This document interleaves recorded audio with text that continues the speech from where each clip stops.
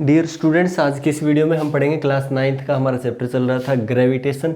इससे पहले वाला जो वीडियो है उसके अंदर हम कर रहे थे यानी कि इस चैप्टर के एक्सरसाइज के क्वेश्चन स्टूडेंट, यानी कि एनसीईआरटी बुक की एक्सरसाइज क्वेश्चन चल रहे थे और उसके 13 क्वेश्चन जो है ना कंप्लीट हो गए थे। इस वीडियो में हम स्टार्ट कर रहे हैं नेक्स्ट क्वेश्चन 14 क्वेश्चन स्टूडेंट। तो देखिए क्वेश्चन क्या है। Stone is released from a top of a tower of height 19.6 metre. Calculate the final velocity just before touching the ground. देखिए क्या कह रहा है, क्वेश्चन को समझिए अच्छे से। कह रहा है कि कोई स्टोन है, किसी स्टोन को क्या करते हैं, किसी टावर जिसका टावर का हाइट है 19.6 मीटर, उस टावर से हम क्या करते हैं, इसको रिलीज करते हैं यानी कि स्टोन को ड्रॉप करते हैं। तो वो स्टोन है वो क्या है, नीचे की तरफ एक्सेलरेट करेगा और अगर वो स्टोन नीचे की तरफ आ रहा है तो उसके अंदर एक्सेलेरेशन प्रोड्यूस होगा अर्थ की ग्रेविटी के कारण, यानी कि एक्सेलेरेशन कितना प्रोड्यूस होगा, प्लस का 9.8 मीटर पर सेकेंड स्क्वायर। आपको बताना है कि उसका फाइनल वेलोसिटी कितना होगा, यानी कि ग्राउंड को टच करने से जस्ट पहले उसका मैक्सिमम वेलोसिटी जो है ना, यानी कि वही उसका फाइनल वेलोसिटी। तो वो वेलोसिटी क्या होगा ये हमें कैलकुलेट करना है। तो देखिए सबसे पहले लिख लीजिए कि आपको क्या गिवन है। हमें दिया हुआ u, यानी कि इनिशियल वेलोसिटी दिया हुआ 0, यानी कि ऊपर से ड्रॉप कर रहे हैं किसी भी ऑब्जेक्ट को। जब ऊपर से ड्रॉप करते हैं तो उसका इनिशियल वेलोसिटी 0 लेते हैं और जैसे जैसे बॉडी जो है नीचे की तरफ जाता है वेलोसिटी इंक्रीज हो जाता है और ग्राउंड को टच करने से जस्ट पहले जो उसका मैक्सिमम वेलोसिटी होता है वो उसका फाइनल वेलोसिटी होता है। तो इस क्वेश्चन में आपका इनिशियल वेलोसिटी गिवन है कितना, 0 है। फाइनल वेलोसिटी हमें क्या करना है, कैलकुलेट करना है। जी कितना दिया हुआ, प्लस ऑब्जेक्ट जो है नीचे की तरफ जा रहा है यानी कि एक्सीलरेशन प्लस का है, प्लस का 9.8 metre per second square. Height कितना दिया हुआ, h 19.6 मीटर हाइट। देखिए जो टावर का हाइट है वहां से ड्रॉप कर रहे हैं तो ये जो आपका स्टोन है वो कितना हाइट जो है ना वो या कितना डिस्टेंस ट्रेवल करेगा, तो उसका हाइट जो है ना इतना, जितना हाइट है उतना ही डिस्टेंस या डिस्प्लेसमेंट कवर करेगा 19.6 मीटर। v कैलकुलेट करना है तो हमारे पास फॉर्मूला है 2gh = v² - u²। तो हमारे पास देखिए 2 भी है, g का वैल्यू भी है, h का वैल्यू भी है, u का भी है। v कैलकुलेट कर सकते हैं ना आसानी से, वैल्यू पुट कर दीजिए। 2 का 2, g का वैल्यू प्लस का 9.8, h का वैल्यू 19.6, v का वैल्यू कैलकुलेट करना है, u का वैल्यू 0 गिवन है। तो हमारे पास आ गया v² = यानी कि ये वैल्यू आ गया, इसको इसके साथ मल्टीप्लाई करेंगे तो मिलेगा हमें 19.6 इंटू ये बचा हुआ 19.6। तो ये देखिए v² = 19.6 का स्केयर कर सकते हैं, 2 है ना तो इसका स्केयर कर सकते हैं। v² का वैल्यू आ गया, हमें चाहिए वैल्यू v का, तो v का वैल्यू चाहिए तो स्केयर से स्केयर कैंसिल, हमारे पास आ गया v = 19.6 मीटर पर सेकेंड। यानी कि स्टोन जो है ग्राउंड को जस्ट टच करने से पहले उसका जो वेलोसिटी होगा, जो कि हम फाइनल वेलोसिटी बोल रहे हैं, उसका फाइनल वेलोसिटी कितना होगा, 19.6 मीटर पर सेकेंड। ये था क्वेश्चन। इसके बाद नेक्स्ट 15th क्वेश्चन है। A stone is thrown vertically upward with an initial velocity of 40 metre per second taking g = 10 metre per second square. देखिए क्वेश्चन को समझिए क्या कह रहा है। कह रहा है कि आपके पास एक स्टोन है जिसको आप वर्टिकली ऊपर की तरफ फेंकते हो, ठीक है, ऊपर की तरफ जा रहा है, मतलब इसका जो एक्सीलरेशन होगा वो किसका होगा, नेगेटिव एक्सीलरेशन प्रोड्यूस होगा, लगातार इसका स्पीड क्या होगा, कम। और आप जब ऊपर की तरफ फेंक रहे हो तो इसका जो इनिशियल वेलोसिटी है ना वो कितना है, 40 मीटर पर सेकेंड।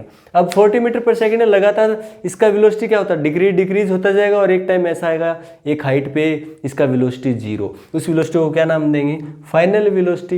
यानी इनिशियल वेलोसिटी दिया हुआ है 40 metre per second, 40 metre per second, final velocity इसका 0। और इसके अंदर जो एक्सीलरेशन प्रोड्यूस हो रहा है ना वो कह रहा है आपको g जो है ना 10 मीटर पर सेकेंड स्केल लेना है। तो या नेगेटिव एक्सीलरेशन है इसलिए g = -10 metre per second. h height जो है ना कैलकुलेट करना, आपको कैलकुलेट करना है कि ये स्टोन जो है ना कितना मैक्सिमम हाइट तक जा पाता है। सेकंड आपको कैलकुलेट करना है कि टोटल डिस्टेंस कितना कवर करता है, यानी कि जब ये ऊपर गया तो जितना हाइट कवर किया प्लस में नीचे आएगा तो उतना ही हाइट कवर करेगा। तो यानी कि टोटल कितनी हाइट कवर कर लेता है, यानी कि टोटल कितना डिस्टेंस जो है ना ट्रैवल कर लेता है। यानी ऊपर गया तो कितना हाइट प्लस नीचे आया तो सेम हाइट ट्रैवल करेगा, यानी कि सेम डिस्टेंस। तो आपको टोटल डिस्टेंस बताना और डिस्प्लेसमेंट भी बताना है कि टोटल डिस्प्लेसमेंट क्या रहता है।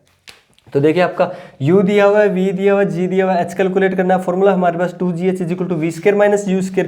2g का वैल्यू दिया हुआ -10 पुट कर दीजिए, h कैलकुलेट करना है, v का वैल्यू 0 है, u का वैल्यू है 40, इसका स्केयर कर देंगे।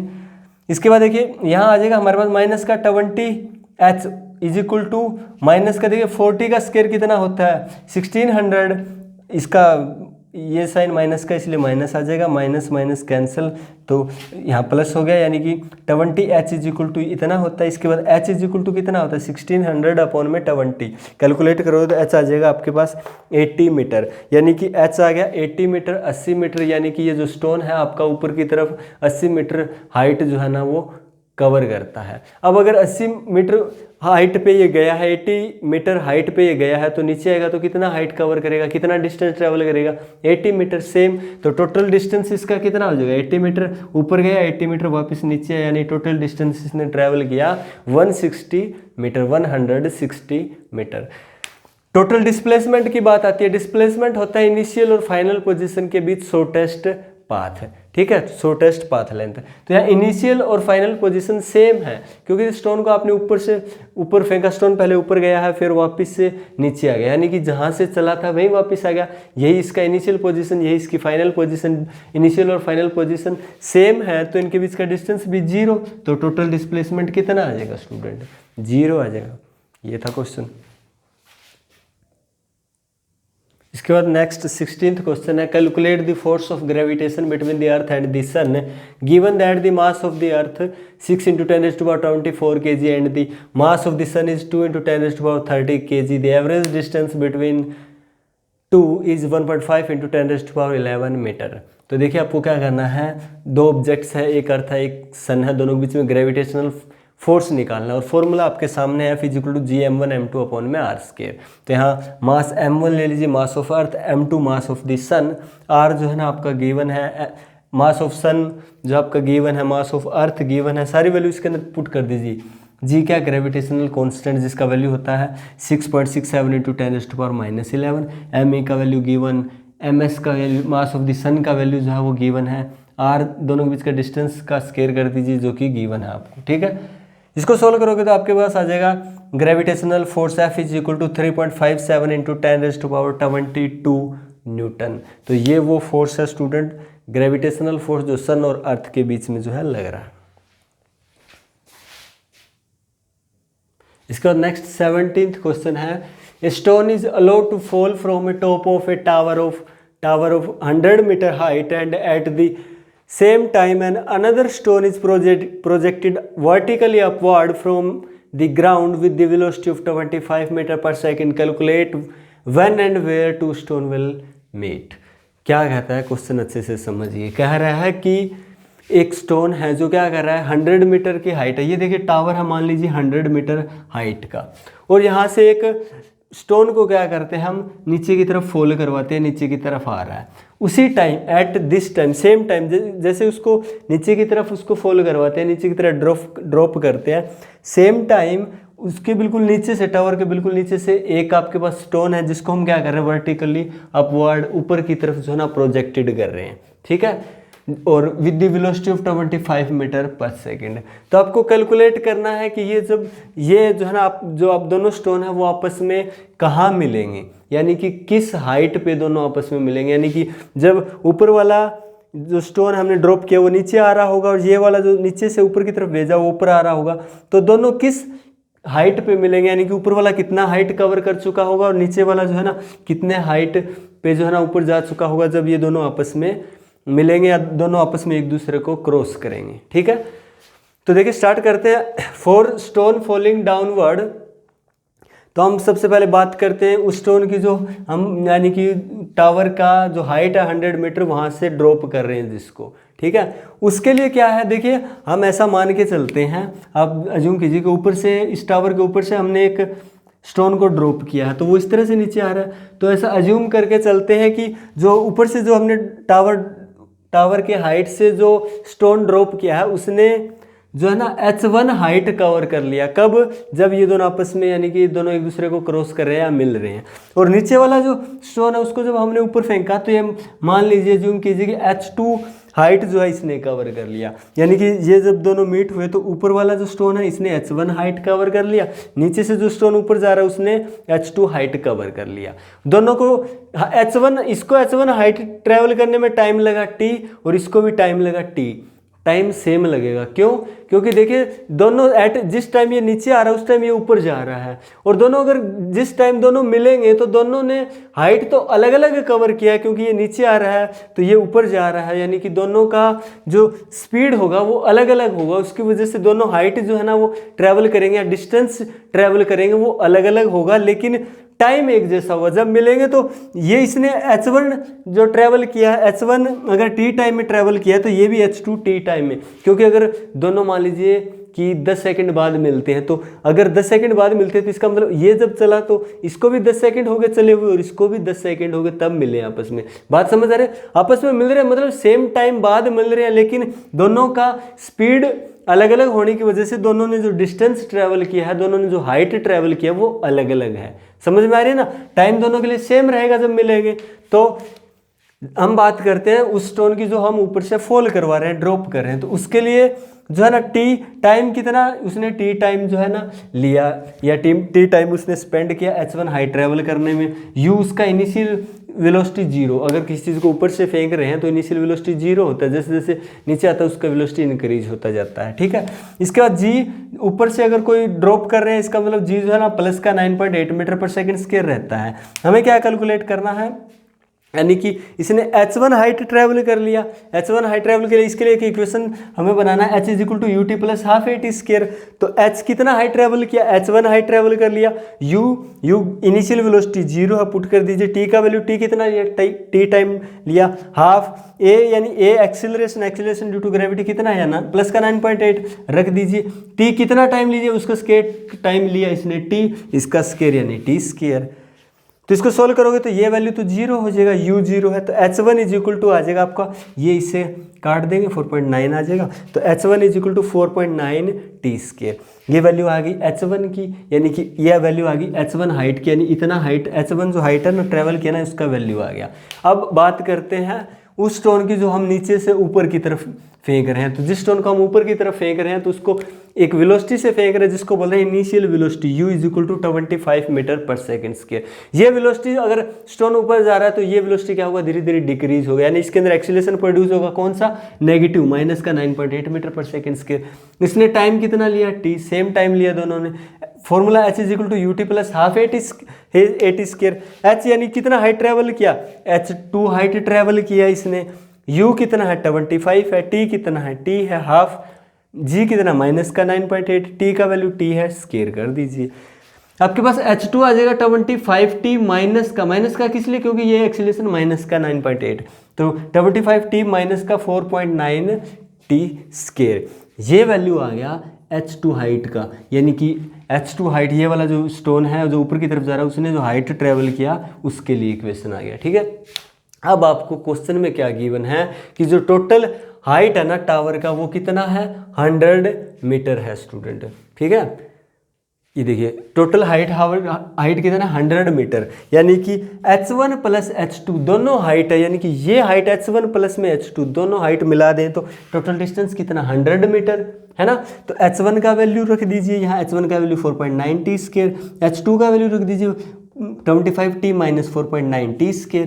तो देखिए ये प्लस का है ये माइनस का है, कैंसिल हो जाएंगे, आपके पास बचेगा 25t इज इक्वल टू 100 और t आ जाएगा 4 सेकेंड, t हमारे पास आ गया 4 सेकेंड, यानी कि सही 4 सेकंड बाद, 4 सेकंड बाद और ये भी 4 सेकंड बाद आपस में दोनों मिलेंगे स्टोन। तो कितने टाइम हो चुका हुआ इनको, यानी ये ऊपर से ड्रॉप हुए 4 सेकंड हो गए इसको, और ये नीचे से ऊपर जा रहा है इसको भी 4 सेकंड, यानी कि 4 सेकंड बाद जो है ना आपस में मीट होंगे, मिलेंगे। अब टाइम तो आ गया हमारे पास, हमें क्या चाहिए था, हाइट चाहिए था। h1 हाइट कितना कवर कर लेगा, हाइट के लिए हम क्या करेंगे, देखिए आपके पास जो फॉर्मूला है ना h1 is equal to 4.9 t square. अब t का वैल्यू आ गया 4 सेकंड, तो इस इक्वेशन में t का वैल्यू रख दीजिए 4 का स्क्वायर कर दीजिए, कितना होता है इनटू में 16, तो आपका यहाँ आ जाएगा 78। ठीक है, 78.4 मीटर इतना कुछ आ जाएगा। ठीक है, तो आपका h1 आ गया 78.4 मीटर। h2 को हाइट कैलकुलेट करना है ये वाला, तो जहाँ आपको t नजर आए वहाँ वैल्यू रख दीजिए, t का वैल्यू कितना 4 यहाँ रख दीजिए, यहाँ 4 का स्क्वायर हो जाएगा कितना है 16, ये वैल्यू आप कैलकुलेट करोगे तो h2 आपके पास आ जाएगा 21.6 मीटर। तो ये हाइट ट्रैवल किया h2 हाइट आ गया, आपके पास h1 आ गया, यही कैलकुलेट करना था कितने हाइट बाद जो है ना मिलेंगे, यानी कब मिलेंगे, यानी 4 सेकंड बाद 4 सेकंड बाद मिलेंगे। कहाँ मिलेंगे, यानी कि ये जो है ना h1 हाइट ट्रैवल कर रखा होगा इसने, यानी 78.4 78.4 मीटर डिस्टेंस ट्रैवल कर रखा होगा, और इसने 21.6 मीटर जो है ट्रैवल कर रखा होगा। तो ये था क्वेश्चन आपका।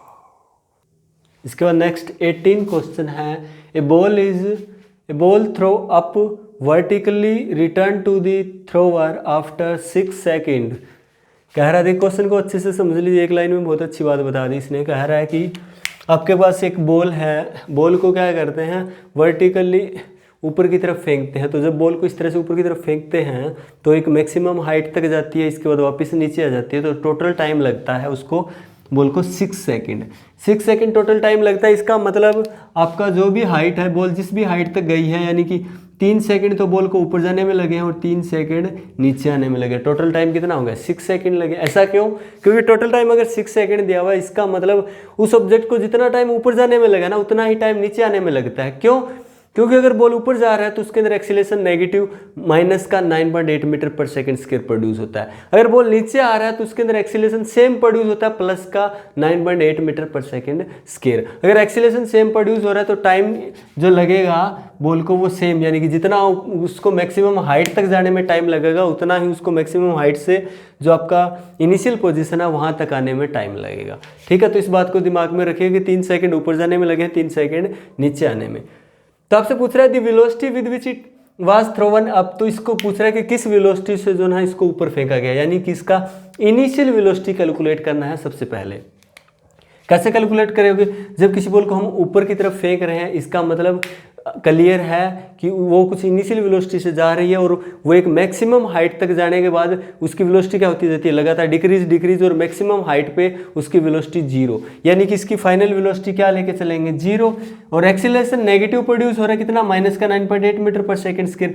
टी कितना टाइम लग रहा है 3 सेकेंड इसको मैक्सिमम हाइट कवर करने में, यानी कि उसको 0 वेलोसिटी होने में, इनिशियल वेलोसिटी कुछ वेलोसिटी से जा रही है, वेलोसिटी लगातार डिक्रीज वेलोसिटी 0 होने में उसको कितना टाइम लग रहा है 3 सेकेंड। ठीक है, इसके क्यों 3 सेकेंड क्यों लग रहा है, समझ आ रहा है ना? ऊपर मैक्सिमम हाइट तक जाने में 3 सेकेंड लगते हैं इसको। इनिशियल वेलोसिटीज का जो है ना वो कैलकुलेट करना स्टूडेंट। हमारे पास फॉर्मूला होता है v equal to u plus g t. V का वैल्यू देखिए गिवन है 0, यू कैलकुलेट करना, जी का वैल्यू माइनस का 9.8, टी का वैल्यू 3, सारी वैल्यू पुट कर दीजिए, आपके पास आ जाएगा u माइनस 29.4 और आपके पास u आ जाएगा 29.4 मीटर पर सेकेंड, यानी कि इनिशियल वेलोसिटी कितना आ गया 29.4 metre per second. B calculate करना है मैक्सिमम हाइट इट्स रीच, यानी कि कितना हाइट इसने जो है ना कवर किया, यानी कितने मैक्सिमम हाइट तक गई। हाइट कैलकुलेट करना फॉर्मूला होता है 2gh is equal to v square minus u square. 2 अगर हाइट ट्रैवल कर रहे हैं, यानी कि आप जो मर्जी हाइट, जब बॉल ऊपर जा रहे हैं तो हाइट ट्रैवल करें कि कितना हाइट जो है ना इसने ट्रैवल किया, कवर किया। तो 2 ऊपर जा रहे हैं, बॉल नेगेटिव एक्सीलरेशन माइनस का 9.8, h निकालना है, v का वैल्यू 0 है, गिवन है, u का वैल्यू अभी कैलकुलेट किया, पुट कर दीजिए, स्केयर कर दीजिए, आपके पास आ जाएगा 19.6, h इज इक्वल टू 864.36। और इसको कैलकुलेट करोगे, h जो है अकेला छोड़ दीजिए क्योंकि इसके मल्टीप्लाई में ये डिवाइड में चला जाएगा, h आ जाएगा 44.1 मीटर, यानी कि इसने कितना हाइट कवर किया 44.1 मीटर। थर्ड आपको बताना its position after 4 second. 4 second के बाद बॉल का पोजीशन क्या होगा, 4 सेकेंड के बाद पोजीशन क्या होगी ये बताना। ठीक है, किस तरह से 4 सेकेंड, मतलब 4 सेकेंड बाद जैसे आप फेंकते हो तो 3 सेकेंड में तो ये मैक्सिमम हाइट तक जाती है और 1 सेकेंड में ये जरूर नीचे आ रही होगी, है ना, नीचे आ रही होगी, यानी कि हमें क्या बताना है, ये हाइट बताना है कि कितना जो है ना बॉल पोजीशन क्या होगी बॉल की। हमें पता लग गया कि 1 सेकेंड में 3 सेकेंड में ऊपर जा रही है मैक्सिमम हाइट तक, इसके बाद जैसे ही 4th सेकेंड स्टार्ट होता है ये नीचे आ रही होगी। ठीक है, तो इसने नीचे की तरफ कितना हाइट ट्रैवल किया ये हमें कैलकुलेट करना है। तो फॉर्मूला होता है h is equal to u t plus half g t square. h calculate करना है, इसने कितना हाइट जो है नीचे की तरफ ट्रैवल किया है, u क्या लिख देंगे u0 को देखिए, यहाँ तो u हमने पुट निकाला, ये था वहाँ 0, तो आप समझ रहे हो 0 क्यों रख रहे हैं। 0 हम इसलिए रख रहे हैं क्योंकि हमें बताना है कि पोजीशन 4 सेकंड के बाद क्या है। तो 4 सेकंड का मतलब ये 3 सेकंड तो मैक्सिमम हाइट तक पहुंचा, चौथा सेकंड जब स्टार्ट हुआ 4th सेकंड तो ये नीचे आ रहा था, 1 सेकंड में इसने कुछ नीचे की तरफ डिस्टेंस ट्रेवल किया और कोई बॉल नीचे की तरफ आ रही है, इसका मतलब उसका जो इनिशियल वेलोसिटी वो कितना 0, और जब बॉल किसी बॉल को ड्रॉप करते हैं ना ऊपर से नीचे की तरफ आ रही है तो इनिशियल वेलोसिटी उसका 0 लेके चलते हैं, क्योंकि उसका जब नीचे आ रही है तो फाइनल वेलोसिटी धीरे धीरे उसका इंक्रीज होगा और अर्थ सरफेस से बिल्कुल ऊपर यानी कि अर्थ सरफेस से टकराने से पहले, रेस्ट में आने से पहले उसका जो वेलोसिटी है वो फाइनल वेलोसिटी होता है। तो इसका इनिशियल वेलोसिटी यहाँ क्या हो जाएगा 0, क्योंकि बॉल नीचे आ रही है। ठीक है, इस केस में इनिशियल वेलोसिटी 0 होता है। टाइम कितना लग रहा है, नीचे आ रही है, कितना टाइम कवर करे, सिर्फ 1 सेकेंड है ना, क्योंकि 3 सेकेंड तो मैक्सिमम हाइट तक चला गया और इसने नीचे की तरफ 1 सेकेंड में हाइट ट्रेवल किया, वो निकालना है हमें। तो टाइम लिख लीजिए 1 सेकेंड, हाफ जी का वैल्यू 9.8 प्लस का लीजिए, क्यों, क्योंकि अब की बार इस 1 सेकेंड के अंदर बॉल नीचे की तरफ मूव कर रही है, एक्सीलरेशन प्लस का प्रोड्यूस हो रहा है, पॉजिटिव एक्सीलरेशन। टी का वैल्यू 1 रख दीजिए और इसका स्क्वायर कर दीजिए, हमारे पास h आ जाएगा 4.9 मीटर, यानी कि इस 1 सेकेंड के अंदर इसने नीचे की तरफ जो है ना 4.9 मीटर डिस्टेंस ट्रैवल किया, यानी इसका पोजीशन कहाँ होगा 4 सेकेंड बाद, मैक्सिमम हाइट से नीचे की तरफ होगा 4.9 मीटर पर। तो इस तरह से कैलकुलेट कर सकते हो ये हाइट आप। इसके बाद नेक्स्ट 21 क्वेश्चन है, the volume of 50 gram of a substance is 20 centimeter cube. If the density of water is 1 gram per centimeter cube, will the substance sink or float? कह रहा है कि कोई भी आपके पास सबस्टांस है जिसका जो है ना मास दे रखा है 50 ग्राम और वो जो सबस्टांस इसका वॉल्यूम दे रखा है 20 सेंटीमीटर क्यूब। ठीक है, तो आपको बताना है कि वाटर का डेंसिटी दे रखा है, तो आपको बताना है कि ये वाटर के अंदर सिंक करेगा या फ्लोट यानी कि तैरेगा। तो आपको एक बात हमेशा ध्यान रखनी है कि अगर कोई भी सबस्टांस है उसको देखना है कि वो वाटर में तैरेगा या डूबेगा। तो अगर उसका डेंसिटी यानी कि सबस्टांस का डेंसिटी वाटर की डेंसिटी से ज़्यादा है तो वो सिंक करेगा। अगर सबस्टांस की डेंसिटी वाटर की डेंसिटी से कम है तो वो तैरेगा। अगर सबस्टांस की डेंसिटी वाटर की डेंसिटी के इक्वल है तो वो वाटर सरफेस के बिल्कुल पैरेलल या वाटर सरफेस के बिल्कुल जो वाटर सरफेस का जो लेवल है उसके ऊपर बिल्कुल तैरेगा, बिल्कुल फ्लोट करेगा, यानी कि इस तरह से कुछ होगा। यानी कि ये अगर वाटर है, अगर वाटर का डेंसिटी सबस्टेंस का डेंसिटी इक्वल है तो वो इस तरह से तैरेगा स्टूडेंट। ठीक है, ये वाटर लेवल है, इसके लेवल तक इस तरह से जो है तैरेगा। तो इतनी बात क्लियर है। अब हम चेक करते हैं सबस्टेंस की डेंसिटी क्या है। डेंसिटी का फॉर्मूला होता है मास अपॉन में वॉल्यूम। मास हमें दे रखा है, इसका वॉल्यूम हमें दे रखा है, पुट कर दीजिए, वैल्यू आ गया 2.5 ग्राम पर सेंटीमीटर क्यूब, यानी ये डेंसिटी आ गई सबस्टांस की। तो अब बताइए जो सबस्टांस की डेंसिटी आई है और वाटर की डेंसिटी गिवन है, ज़्यादा डेंसिटी ज़्यादा किसका है? सबस्टांस का। अगर सबस्टांस का डेंसिटी वाटर की डेंसिटी से ज़्यादा है तो सबस्टांस क्या करेगा? वाटर के अंदर सिंक करेगा। तो आप बता सकते हो ये सबस्टांस क्या करेगा? वाटर के अंदर सिंक करेगा, डूब जाएगा। नेक्स्ट क्वेश्चन है 22 क्वेश्चन देखिए, the volume of A 500 gram seal packet is 350 centimeter cube. Will the packet float or sink in the water if the density of the water is 1 gram per centimeter cube? What will be the mass of the water displaced by this packet? देखिए question को अच्छे से समझिए, बिल्कुल simple सा question है। क्या कह रहा है कि आपके पास एक पैकेट है, सील पैकेट है, बंद पैकेट है, जिसका जो वॉल्यूम है ना, जिसका जो मास है ना वो 500 ग्राम मास है और उसका वॉल्यूम है 350 सेंटीमीटर क्यूब। ठीक है, और आपको बताना है कि ये वाटर के अंदर जो है ना तैरेगा या डूबेगा, यानी कि हमें वाटर का डेंसिटी गिवन है 1 ग्राम पर सेंटीमीटर क्यूब, वाटर डेंसिटी है। ठीक है, अब हमें बताना है कि ये पैकेट जो है ना वाटर के अंदर सिंक करेगा या फ्लोट करेगा। यानी कि अगर कैसे पता लगेगा? अगर इसकी डेंसिटी यानी कि इस पैकेट की डेंसिटी वाटर की डेंसिटी से ज़्यादा है तो ये सिंक करेगा। अगर इस पैकेट की डेंसिटी वाटर की डेंसिटी से लेस देन है, कम है, तो ये फ्लोट यानी कि तैरेगा। तो हमें सबसे पहले क्या निकालना होगा? इस पैकेट का डेंसिटी। डेंसिटी का फॉर्मूला होता है मास अपॉन में वॉल्यूम। मास गिवन है, इसका वॉल्यूम गिवन है, वैल्यू पुट कर दीजिए, आपके पास आ जाएगा डेंसिटी इसका पैकेट का 1.42 ग्राम पर सेंटीमीटर क्यूब। अब ये जो डेंसिटी है वो वाटर की डेंसिटी गिवन है 1 ग्राम पर सेंटीमीटर क्यूब। इससे ज़्यादा है कि कम है? यानी कि वाटर की डेंसिटी कम है, इसकी डेंसिटी ज़्यादा है, इसका डेंसिटी ज़्यादा है, मतलब ये वाटर के अंदर क्या करेगा? सिंक करेगा, डूबेगा। अगर सिंक करेगा तो ये कुछ वाटर को क्या कर देगा? डिस्प्लेस कर देगा, यानी कुछ वाटर की जगह ले लेगा। कितने वाटर की जगह ले लेगा?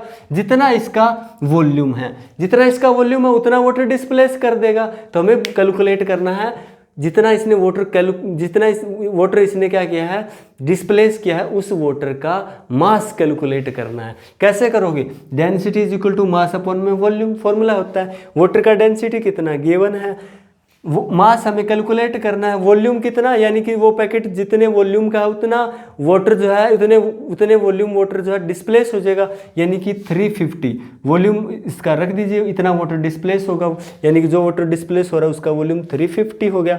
अब हमारे पास क्या आ जाएगा, मास को अकेला छोड़ दीजिए, ये इधर किस में है, डिवाइड में, इधर आके मल्टीप्लाई में हो जाएगा, तो आपके पास मास आ जाएगा यानी कि 350 ग्राम। ये कौन सा मास है, ये उस वाटर का मास है जो वाटर डिस्प्लेस हुआ या जिस वाटर को इस पैकेट ने डिस्प्लेस किया है, तो हमारे पास आ गया 350 ग्राम।